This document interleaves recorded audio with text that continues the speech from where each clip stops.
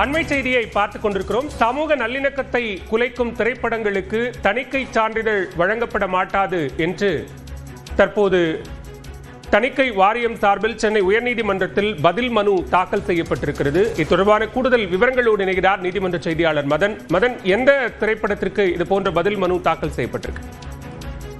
Bala, eureka திரைப்பட பள்ளி என்ற தயாரிப்பு நிறுவனம் லட்சுமி லாரன்ஸ் காதல் என்ற ஒரு திரைப்படத்தை தயாரித்துள்ளது.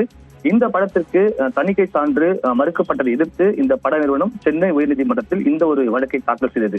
இந்த வழக்கில் தான் இன்று சென்சார் போர்டு தரப்பிலிருந்து ஒரு பதில் மனு தாக்கல் செய்யப்பட்டது.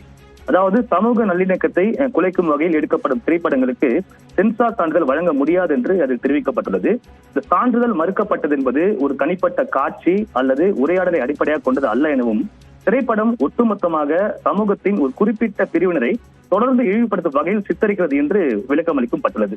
அதே போல அந்த பொது அமைதியை குலைத்து சமூக நல்லிணக்கத்தை கெடுக்கும் தன்மை கொண்ட சமூக அமைதித்தன்மையை தூண்டக்கூடிய படைப்புகளை கருத்து சுதந்திரம் என்றும் அனுமதிக்க முடியாது என்றும் அதில் தெரிவிக்கப்பட்டுள்ளது. இந்த வழக்கானது மீண்டும் பிப்ரவரி 11ஆம் தேதி மீண்டும் விசாரணைக்கு வரவுள்ளது. பாலா, விவரங்களுக்கு நன்றி மதன்.